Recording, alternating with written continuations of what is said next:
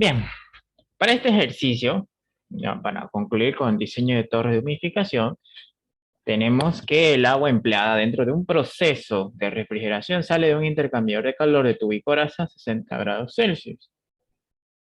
Y esta es alimentado por la parte superior de una torre de enfriamiento de tiro inducido y se va a enfriar hasta los 30 grados.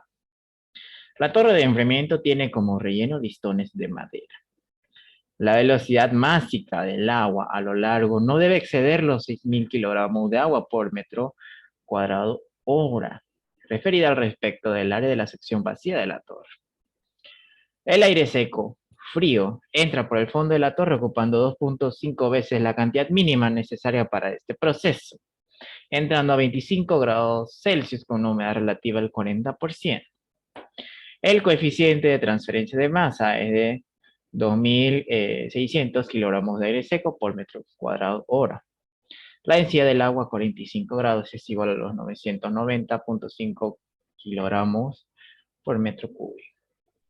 La transferencia de calor se encuentra en ambas fases, teniendo como coeficiente de convección en la fase líquida del 14.700, perdón, del 14.745.33 kilocalorías sobre metro cúbico hora grado centígrado. Calcule, inciso A, la cantidad real de la torre, pero la cantidad real de aire seco ocupado, inciso B, la altura de la torre.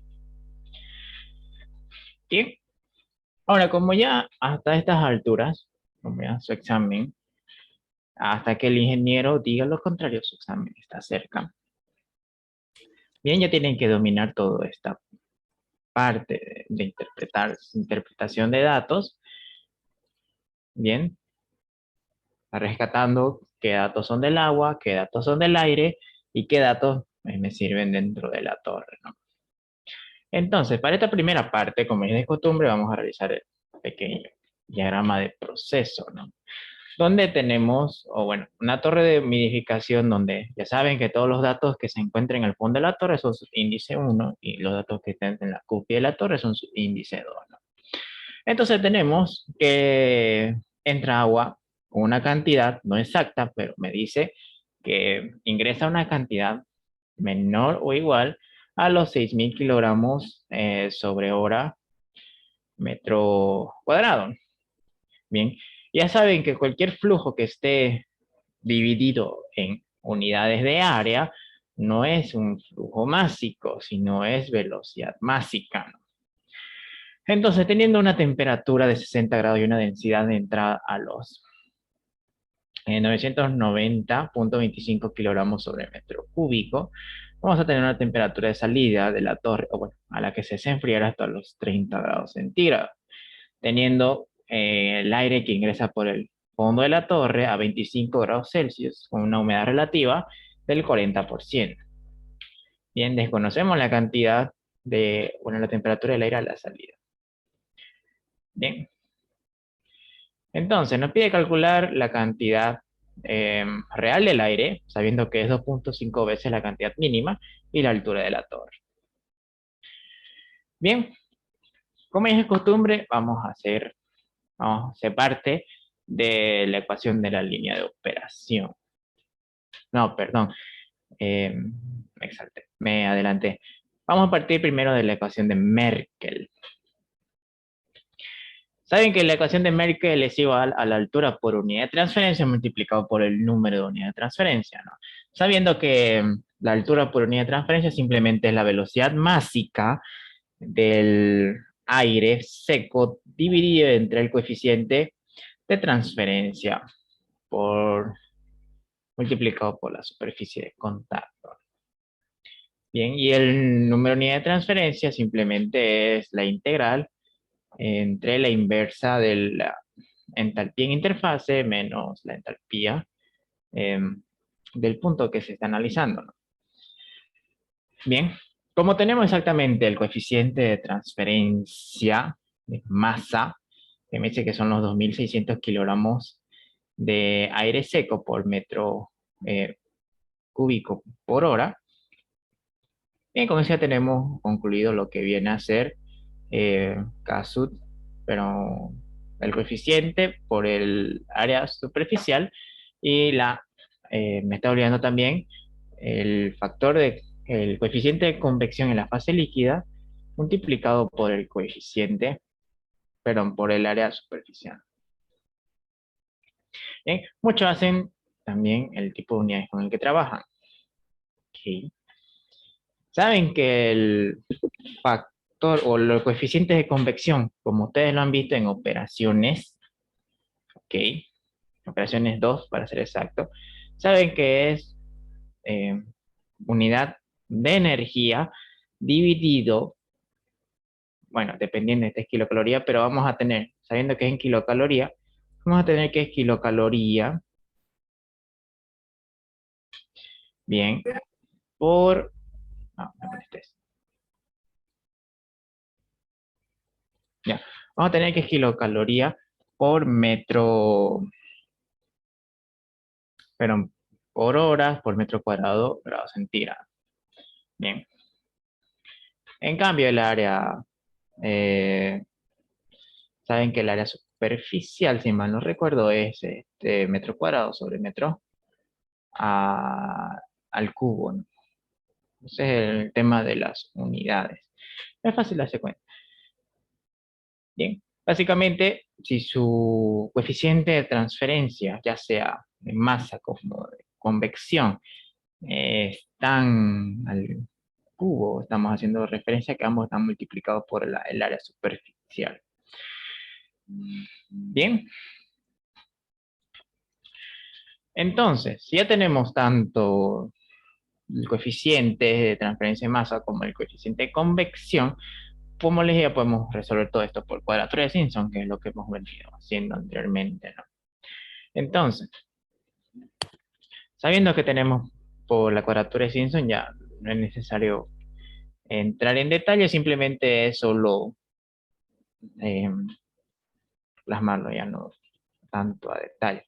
Entonces, para ello, a manera de ir practicando, vamos a recopilar datos. Por ejemplo, tengo o puedo calcular la humedad a la entrada. Bien, agarran su carta psicométrica, sabiendo que tenemos una temperatura de bulbo seco de 25 grados Celsius y la humedad relativa a 40 grados, a 40%, nuevamente trazan una línea hasta la curva de los 40 por ciento, ¿no? O 0,04% de humedad relativa.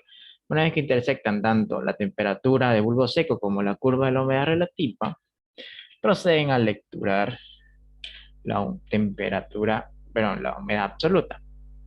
Eso es lo que hacíamos en carta psicométrica.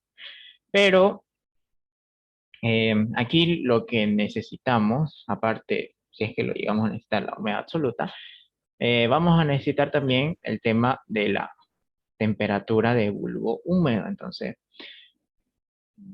como tenemos dos datos, tanto la temperatura de bulbo seco como la humedad relativa, podemos hallar esa intersección, bien, para hallar la humedad absoluta. Entonces, si yo quiero calcular la temperatura de bulbo húmedo, como les dije, trazaban una línea paralela a ese punto, paralela a estas isotermas adiabáticas. Si esa intersección entre la temperatura y la curva de la humedad relativa está sobrepuesta o está encima de la curva diabática, es más sencillo. En este caso, al no estarlo, entonces ustedes tienen que trazar una línea paralela justamente a la isoterma diabática.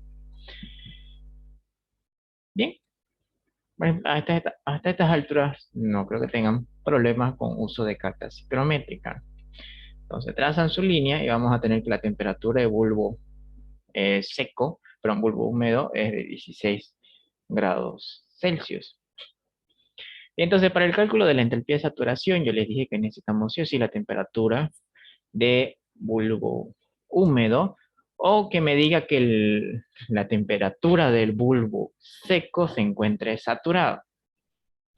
Bien, en este caso, como tengo la entalpía, simplemente me voy a la tabla A3, busco la sección de la entalpía o datos de entalpía y voy a tener que la entalpía de saturación a la entrada es de 10,7 kilocalorías sobre kilogramos de aire seco. Bien, entonces, para poder encontrar un dato, en este caso me pide encontrar la cantidad de aire a ocupar, aire seco, teniendo como dato la cantidad de agua que se realiza. Entonces, por lo general me voy a ocupar la ecuación de línea de operación, que está en función a las entalpías de saturación, la cantidad de agua ocupada, la cantidad de aire y multiplicado por su Cp, ¿no? Que era esa misma. Pero debido a que no conocemos datos de salida del aire, es que nosotros procedemos a encontrar datos máximos y datos eh, mínimos, ¿no? Datos mínimos me refiero a la cantidad de aire a ocupar, bien, y dato máximo, la entalpía a la salida. Bien, entonces si hallo de alguna manera la cantidad de la entalpía máxima que puede tener el aire, entonces de esta fórmula despejaría la cantidad de aire mínimo, de aire seco mínimo que se va a ocupar en este proceso. Entonces para eso me voy nuevamente a su curva de equilibrio, que como ya les mencioné, la grafican de los datos proporcionados de la tabla A3, bien, en función de temperatura y entalpías. ¿Sí? Entonces, parto eh, primeramente con los datos que ya manejo. Sencillito. Recordando que vamos a ocupar todos los datos de acá. Bien, todos los subíndices 1 lo vamos a ocupar y vamos a ocupar todos los subíndices 2. Bien, ahora para el manejo de las gráficas, como ya sabrán, las temperaturas, vamos a ocupar todas las temperaturas del agua. Y las entalpías, obviamente, las entalpías de saturación. Bien, entonces, teniendo como primer dato, tenemos la temperatura de entrada, perdón, la de salida o a la que se enfría el agua, y tenemos la entalpía de saturación a la entrada, que son datos que manejamos. Bien, podemos básicamente encontrar esa intersección de esos dos puntos. Aquí partiría mi primer punto de operación. Entonces, para hallar el segundo punto, voy a necesitar, obviamente, la temperatura a la entrada del agua y la entalpía de saturación a la salida del aire.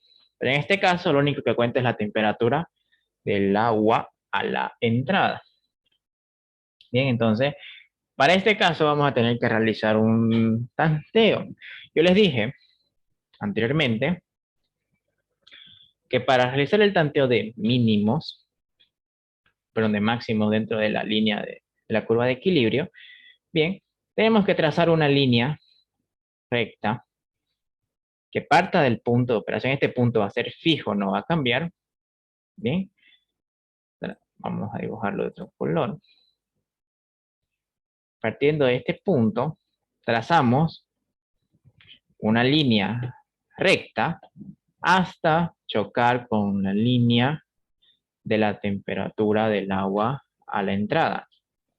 Bien, obviamente fijándome que a lo largo de la trayectoria me esté tocando la línea de equilibrio de manera tangencial. Bien, ¿a qué me voy eso? Que solamente tenga que cruzar un punto de la línea de equilibrio. No necesito que la corte, como ven acá. Bien, no necesito que la coloquen muy próxima, más o menos como decir de acá, ¿no? No, tiene que tocar si es un punto de su curva de equilibrio. Bien, una vez que ustedes vean que a lo largo de su recorrido que ustedes hagan de esa línea, toca de manera tangencial la línea de equilibrio, entonces ahí más o menos sería su entalpía máxima, ¿no? Obviamente, el dato que ustedes encuentren acá sería la entalpía máxima. Eso ya lo hemos visto más en la anterior clase, simplemente repasar nomás.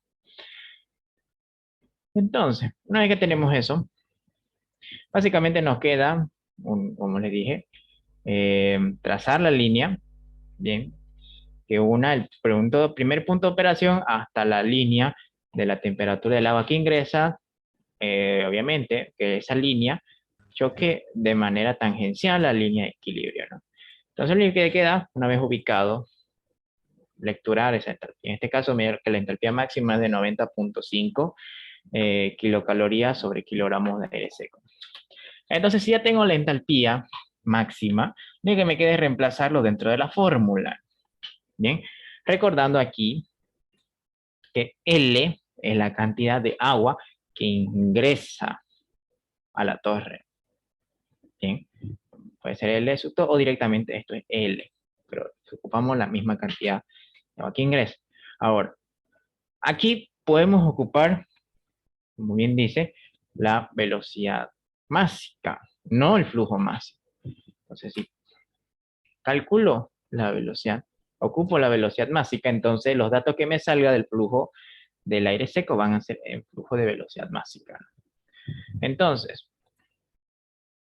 lo que me queda es simplificar unidades, ¿no? Kilogramos de agua con kilogramos de agua. Se me simplifica grados Celsius con Celsius y kilogramos o kilocalorías sobre kilocalorías se van y voy a tener que la cantidad mínima es el 2.255 kilogramos de aire seco por hora por metro cuadrado. Bien, por eso, en unidades de velocidad másica. Entonces, si tengo la velocidad másica mínima, en base a la relación puedo calcular la cantidad de aire seco real. O sea, yo sé que la cantidad real es 2.5 veces la cantidad mínima. Entonces, reemplazo la cantidad mínima y voy a tener que la cantidad real de aire seco es de 5.639 kilogramos de aire seco sobre hora por metro cuadrado. Y con eso tendrían resuelto su inciso. ¿Alguna duda? Hasta aquí.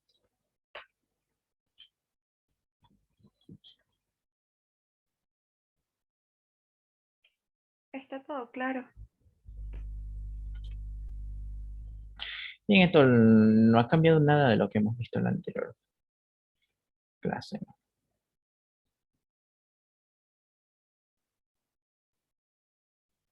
Bien.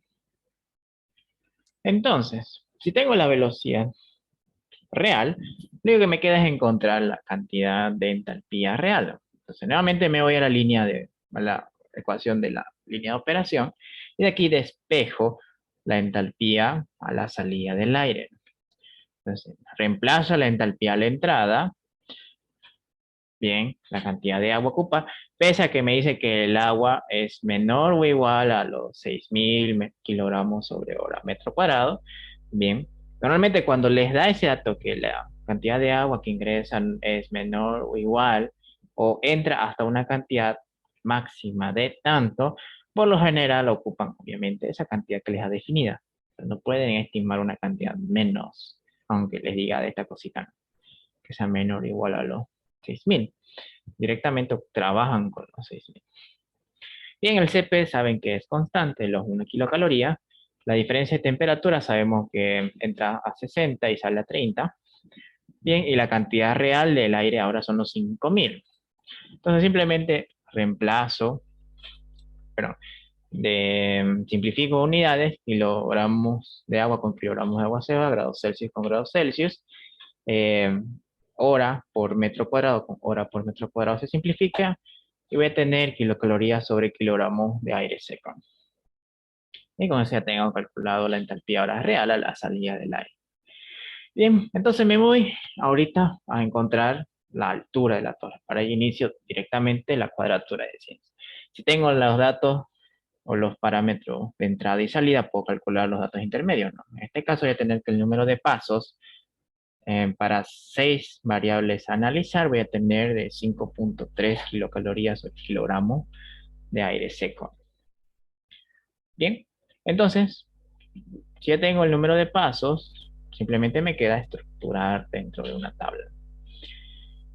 Bien, Entonces, nuevamente me voy a la gráfica, ahora un poco más grande, y voy a proceder a encontrar o trazar la línea de operación.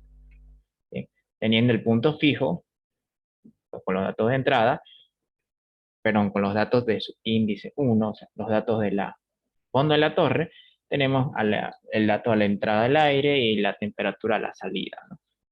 Eso les dije que iba a ser un punto fijo.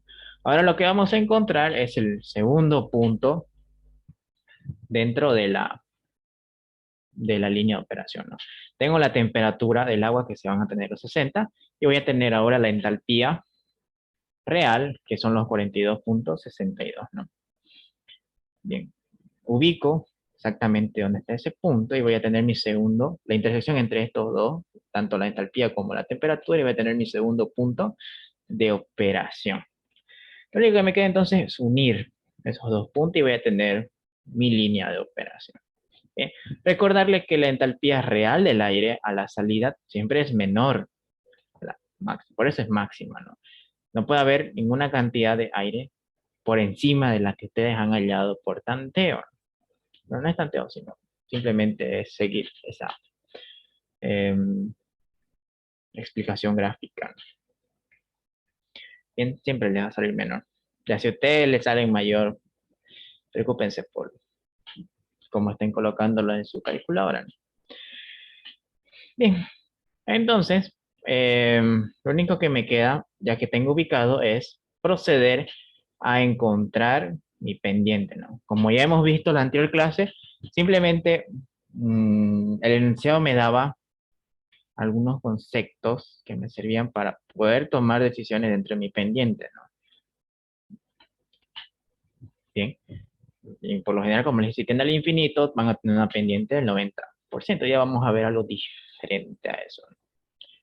Entonces, para el cálculo de pendiente, ya saben, menos la inversa del coeficiente de transferencia de masa sobre la inversa del coeficiente de convección del líquido va a ser igual a la diferencia de entalpía dividido entre la diferencia de temperaturas.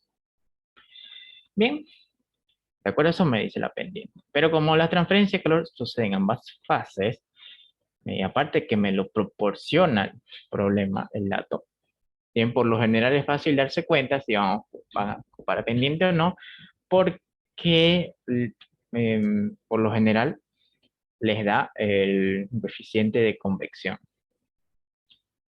bien, del líquido. Entonces lo único que me queda es reemplazar justamente estos dos valores, bien, y obviamente simplifico unidades. Y voy a tener kilocalorías sobre kilogramo grado centígrado.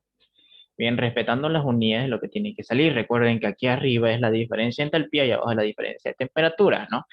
Entonces, ¿qué voy a tener acá? Saben que la diferencia, bueno, las entalpías son kilocalorías sobre kilogramo. Y la diferencia de temperatura, simplemente temperatura. Entonces, extremos con extremos, medio con medio, voy a tener kilocalorías sobre kilogramo grado centígrado. Bien, corresponden a las unidades de la ecuación de Micle. Bien, entonces, si ya tengo calculada la cantidad definida de pendiente, lo único que les queda es ocupar ese dato dentro de su gráfica.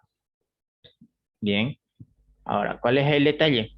Si ustedes pueden calcular o pueden ocupar pendiente en base a ese dato, belleza, ¿no? Es súper sencillito. Si recuerdan algo de cálculo, siempre existe un artificio para esto. Si yo quiero calcular el ángulo que tendría esa pendiente, bien sabiendo que ya tengo una pendiente definida, yo lo único que tengo que llevar, bueno, tengo que despejar, obviamente, ese valor y llevarla a esta fórmula, ¿no? Que me dice que el ángulo de la pendiente es igual a la cotangente de lo que tengo del valor de la ecuación de Micle, ¿no? La inversa entre el coeficiente de convección más de masa y entre la inversa del coeficiente de convección en la fase líquida. Convección en la fase líquida. Bien, entonces si tengo la cantidad definida, lo único que me queda es calcular la pendiente. Bien, entonces reemplazo el valor que ya tengo de la ecuación de Minkley y resuelvo, ¿no? Saben que la cotangente de un valor negativo, obviamente les va a dar un valor negativo. En este caso voy a tener que la pendiente que van a ocupar es del 80 grados negativos. Bien, en base a ese dato, base a la, al, al ángulo de pendiente, ya ustedes van a proceder a encontrar cada uno de los puntos de interfase. Bien. Porque antes era más sencillo cuando este era 90 grados, ¿no? Directamente hacia arriba.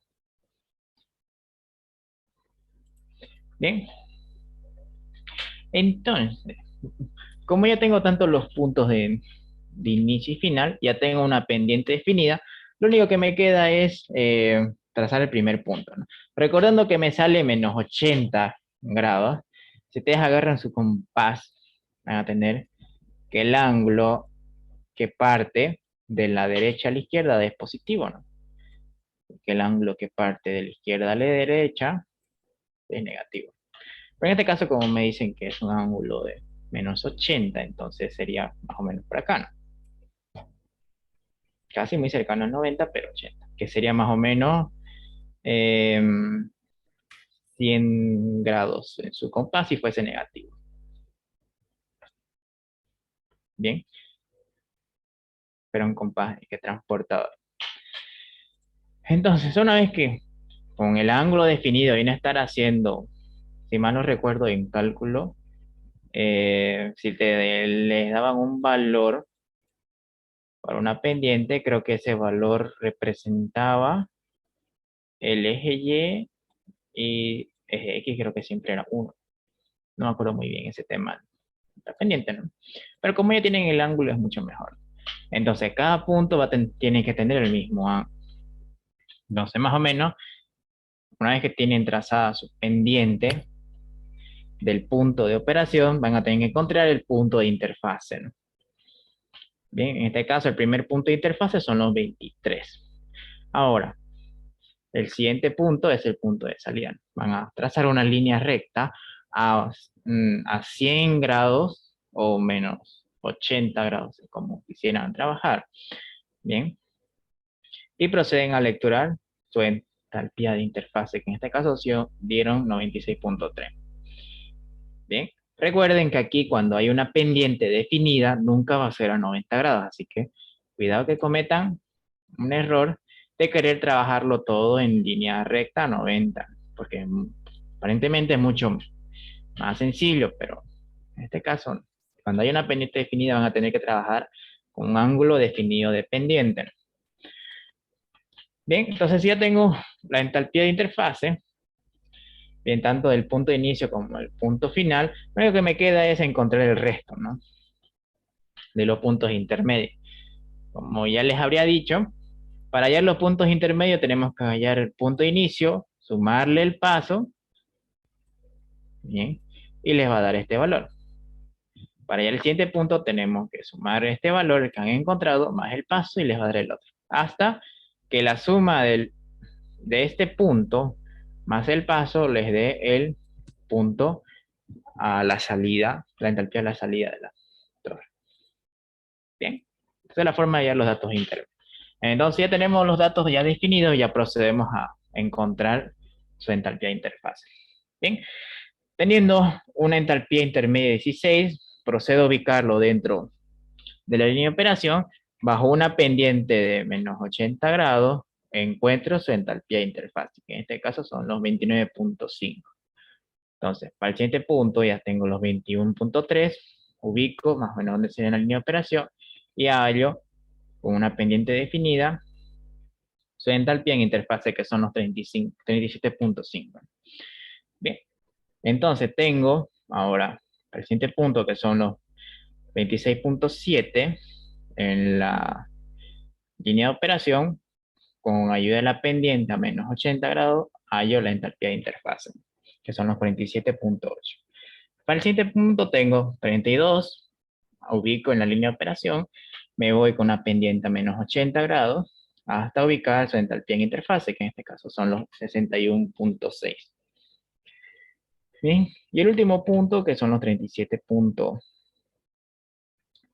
ubico en la línea de operación, me voy con una pendiente negativa de 80 a ubicar el punto de interfaz, ¿no? Que son los 77,8.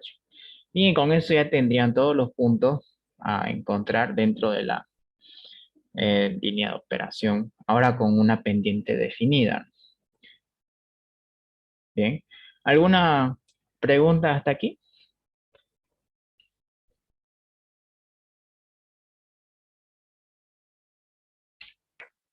Yo tengo una preguntita. Dime. Cuando, por ejemplo, dijo 37, no entiendo, ¿está leyendo temperatura o qué está leyendo para irse a esa parte del, del plano? Yo entiendo lo de la HI, pero no entiendo cuando dice 37 y eso. Por favor, ¿podría explicar un poquito mejor esa parte? ¿Cuál 37? Cuando ¿Eh? usted va a parte para Esta. hacer las ¿Cuál? con ¿Las con rojo o las con no, las amarillas, rosa? las ¿Cuál es amarillas. amarillo? ¿Esto de acá? Esas, ajá, las que tienen inclinación, esa. Ok, a ver, vamos a explicar todo porque ni ya lo entendí. Bien, el propósito es que ubiques tus puntos intermedios, todos estos puntos intermedios dentro del eje Y, ¿me entendés? Una vez que ubicas cada punto intermedio, en este caso, digamos el 16, sería por esta zona, cabalito. Trazas una línea, obviamente, en línea recta, 0 grados, hasta tu línea de operación, que es la línea roja. Ahora, como tenés una pendiente definida a menos 80 grados, trazas esa línea que conecta ese punto que encontraste en la línea de operación, una pendiente a menos 80, hasta la línea de equilibrio, que es la línea azul. Una vez que ubicas ese punto en la línea de equilibrio, procedes a lecturar ahora esa entalpía que te salió. ¿Entiendes? Igual a 0 grados o a 180. Una línea recta en horizontal. Una vez que procedes a lecturar, aquí vamos a tener lo que se llama la entalpía de interfase, no la H sub I, de ese punto con el que estás trabajando, ¿no? De los 16. Y así tenés que hacerlo de cada una. Ah, ya, ya. Ahora sí entendí. Muchas gracias. ¿Sí? ¿Alguna otra consulta más?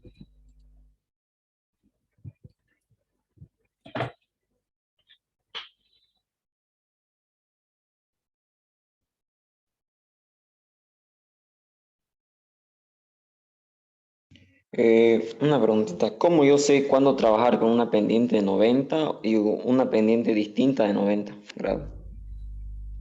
Ya. Lo más eh, es lo más sencillo de captar, como les digo, es cuando les da como dato el coeficiente o el factor de convección en la fase líquida, como se los mostré. Bien.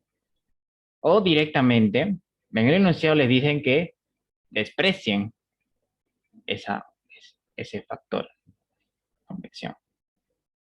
Si desprecian, ustedes resuelven todo eso y les va a tender al infinito. Bueno, directamente les sale infinito. Si una pendiente es infinita, yo les dije, la pendiente es a 90 grados. Si le dan un valor definido de ese factor, entonces va a haber una pendiente definida. Al ver una pendiente definida con números, obviamente, van a tener que calcular el ángulo de inclinación que va a tener su recta. Bien,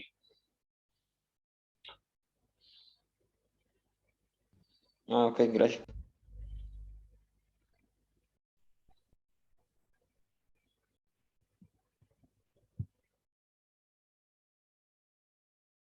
¿alguna otra consulta más?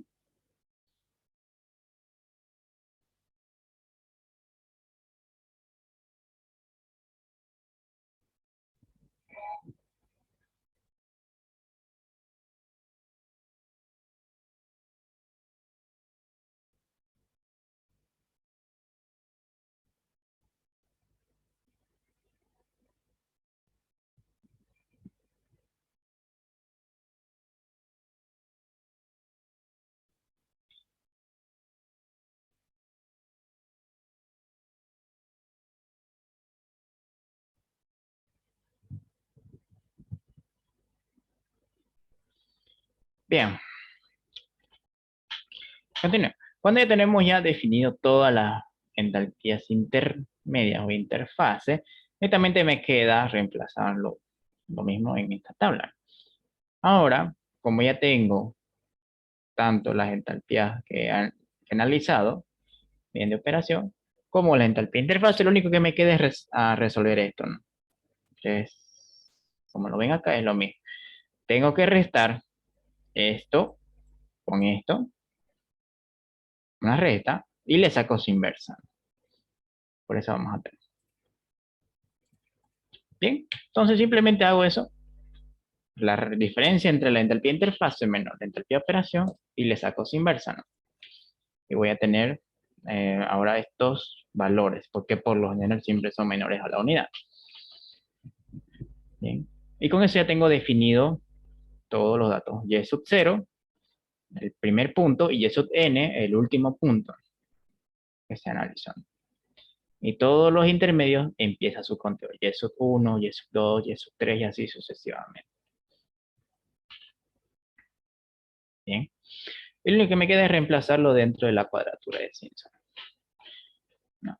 Teniendo toda esta ecuación, voy a tener que reemplazar tanto el número de pasos como el valor de las y sub 0, y sub n, más toda la sumatoria de todas las y par, que solamente son 2, y sub 2 y y sub 4, más 4 veces la sumatoria de los impares, ¿no? Que son el 1, el 3 y el 5.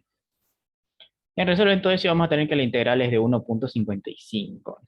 Y con eso ya tenemos calculado el número por unidad de transferencia dentro de la ecuación de Merkel. Bien, pero recuerden que la ecuación de Merkel no solamente está conformado por el número de unidad de transferencia, sino por altura. Entonces, para la altura simplemente reemplazo la velocidad másica. Bien, aquí siempre vamos a ocupar lo que es el dato de velocidad másica, no flujo másico. Entonces, simplemente reemplazo la velocidad másica, el coeficiente de transferencia de masa y el número de unidad de transferencia que lo he hallado por la cuadratura de Simpson y voy a tener, bueno, reemplazando kilogramos con kilogramos, hora con hora, metro cuadrado con metro al cubo, se me va a quedar un metro, entonces voy a tener que la altura para esta torre es de 3.36 metros. Bien, y con eso terminaría su problema, porque simplemente les voy a calcular la cantidad de aire real y la altura de la torre. Bien, ¿alguna consulta?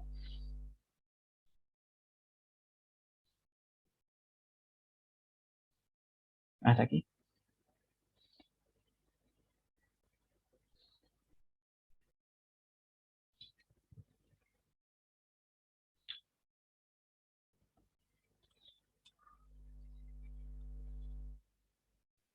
Una consulta, en caso que me dé el flujo másico en unidad de flujo másico, ¿y cómo puedo convertir en velocidad másica?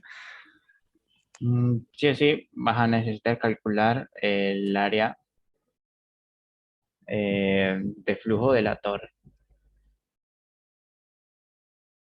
Bien, pero por lo general, incluso el ingeniero les habrá- no les habrá mostrado cómo calcular el área de flujo de una torre, ¿no? Tomando en cuenta los rellenos. Bien, así que no se preocupen ahí. O bien si les da flujo másico, fija que capaz les dé la altura de transferencia definida. O en el mejor de los casos les damos, ¿no?, tanto el flujo másico, o bueno, tengan que calcular el flujo másico y tengan como dato la velocidad másica. Pueden presentarse eso.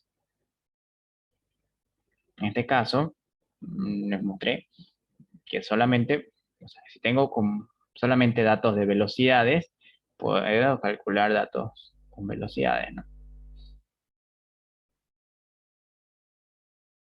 Bien.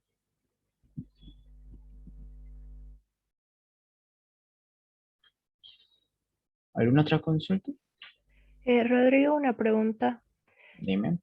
Cuando me dan un ejercicio, digamos, conectado a un condensador y me Ya. dicen el calor que está recibiendo ese condensador. ¿Para qué me serviría ese dato? Siguiendo el mismo ejemplo de tu tarea, bien, le dice que el condensador trabaja no sé cuánto kilocalorías por hora, si mal no recuerdo. Bien, pero les da las temperaturas que ingresa, las temperaturas de salida. Con eso, ¿para qué les sirve? Saben que aplicando la primera ley de la termodinámica vamos a tener Cp, pero calor igual a flujo másico Cp y variación de temperatura, ¿no? Recordando lo de operaciones 2. Si tienen el calor definido, belleza, se los da el problema. La diferencia de altura les dice que dentro del intercambiador, en este caso, para este ejercicio, les hago recuerdo, sale a 60 e ingresa a 30. El Cp, si ya tienen ambas temperaturas, lo pueden calcular, entonces de aquí van a rescatar la cantidad de agua que se está ocupando de ese condensador. Y esa cantidad de agua es lo que nosotros le llamamos en torre de humidificación el N, que es la cantidad de agua que ingresa. Ahora, recuerden que dentro de un proceso de humidificación, bien, existe agua evaporada. Vamos a tener cierta cantidad de agua que se evapora. Bien. Y para reponer y no disminuir el rendimiento de un intercambiador es que se suministra un agua de reposición a la salida de la torre de humidificación para que tengamos nuevamente esa misma cantidad de agua. Bien. Ok, gracias. ¿Alguna otra consulta más?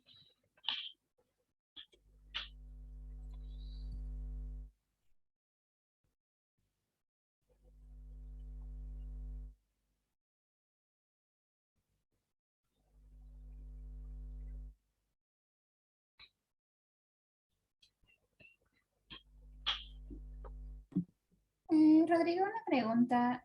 Ujú. ¿Por qué medio hay que mandarte la tarea de esos dos ejercicios? Disculpa. Al terminar esto, le voy a mandar un enlace de Google Form para que lo suban por ese medio. ¿Bien? Es hasta mañana, hasta el 12, ¿no ves? De 10 hasta el 12. Sí. Ah, ¿en serio? Yo creí que había cometido un error. A ver, de tanto que hablan ustedes, ya se pierde el mensaje. Disculpa, ¿será que nos podría dar un poco más de tiempo? Pasa que, claro, en personal, no he podido resolver el ejercicio. No sé si nos podría dar un poquitín más de tiempo, por favor. Qué La vergüenza. verdad, no sé si soy la única que está teniendo problemas, la verdad, así que no sé si nos puede dar un poquitín más de tiempo, por favor. En caso de que el examen se suspenda todo, ahí podemos hablar en mente. Che, te lo dije hasta mañana. Ya, hagamos una cosa. Sí, por favor. Pero no me hago responsable si se mantiene su examen. La tarea me lo presentan el mismo día que ustedes dan su primer parcial.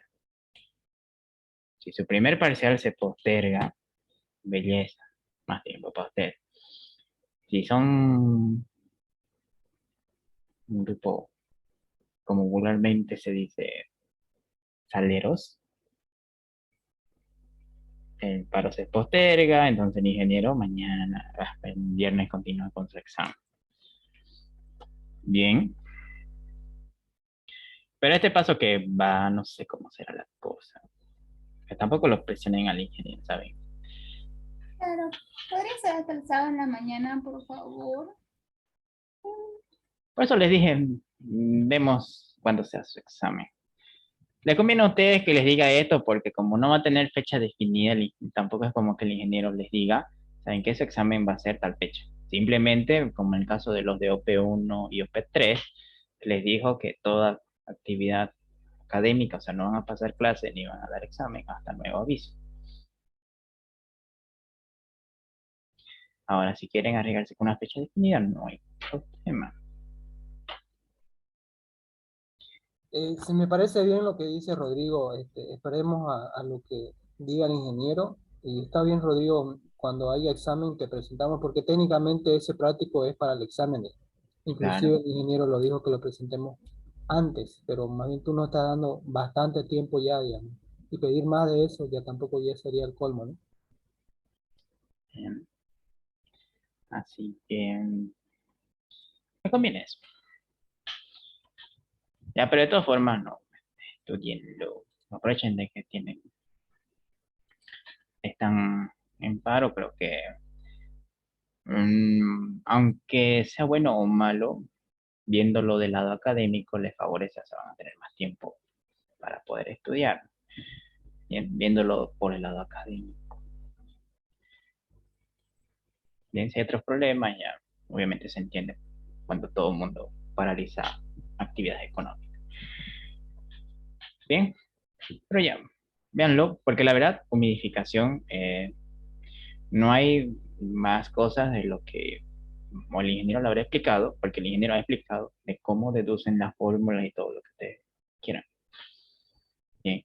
Incluso lo que le he explicado en clase, en ejercicio, es como que igual lo hemos visto aquí conmigo, no hay como perder. Incluso los ejercicios más sencillos de humidificación son lo que hemos visto al inicio de lo que hemos avanzado en Torres.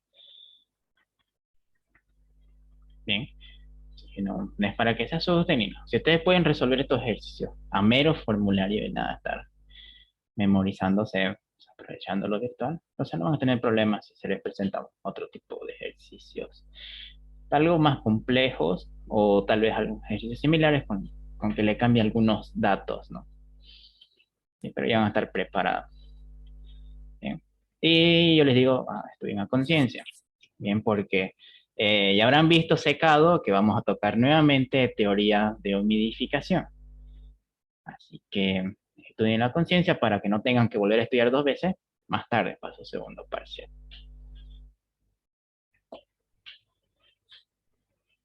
Bien. ¿Alguna otra consulta? Rodrigo, buenas noches. No sé si me escuchas. No sé si nos podrías ayudar a como que plantearnos el problema, el primer problema del trabajo. A ver.